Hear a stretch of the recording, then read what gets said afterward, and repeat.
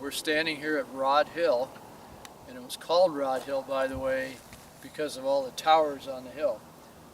Most of those are now gone. We can still see some of the foundations for some of those towers, and we'll pan around here and show it to you. But anyway, on Rod Hill, we had two major radar installations. The purpose of those radars was to track the missile after launch and provide flight safety.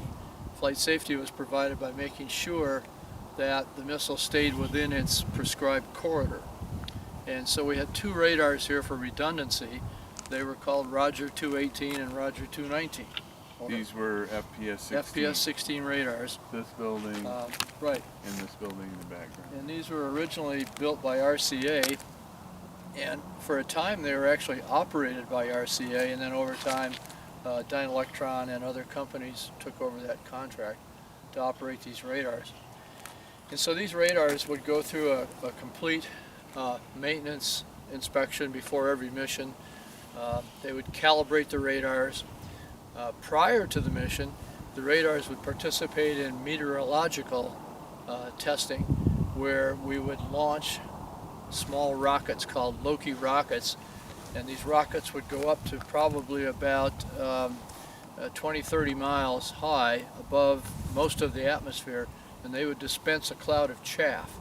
And then this chaff would come down through the upper atmosphere, and both radars would track that chaff so we could measure which direction the upper altitude winds were coming from and going to, because that was key for determining what the flight safety corridor was for the missile. And so there would be sometimes one, sometimes two of those launches of the little Loki dart before a mission, depending on how long the countdown was.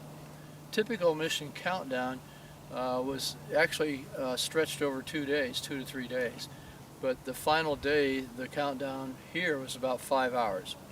And so different events would occur during the 5 hours. For us down at White Sands, it was 3 hours. So we would staff Building 300 Mission Control Center 3 hours before the launch and proceed with that countdown. So these radars then were used both before the mission and after the mission. They were also used on the Pershing missions for the same purpose, to make sure that the Pershings were kept within the flight safety corridor, and if not, they would be destroyed. Also on Rod Hill, behind me over here, I believe this used to be the battery shop.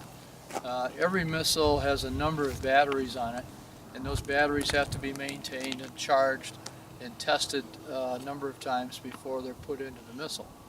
And so there was a shop up here that took care of that. There was various meteorological equipment up here. This tower over here on my right, behind the camera, I think was a Met tower, and it would have had probably anemometers on it, like we had down at the launch site also, just to measure surface winds. The White Sands Atmospheric Sciences Lab people provided all the meteorological support. There was an incredible group of people who studied upper atmospherics and put together for the mission a complete profile of the weather from the surface all the way to the end of the atmosphere. And that would then allow us to map on a plotting board the correct corridor, safety corridor for the missile. There's another building quite a ways down. I'll step aside here.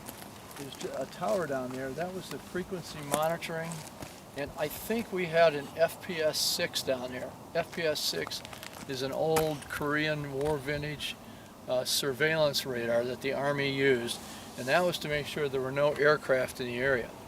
And so the frequency monitor, don't want to call them freaks, frequency monitoring people, and the FPS 6 were down there, and they would ensure that there were no aircraft in the area near launch.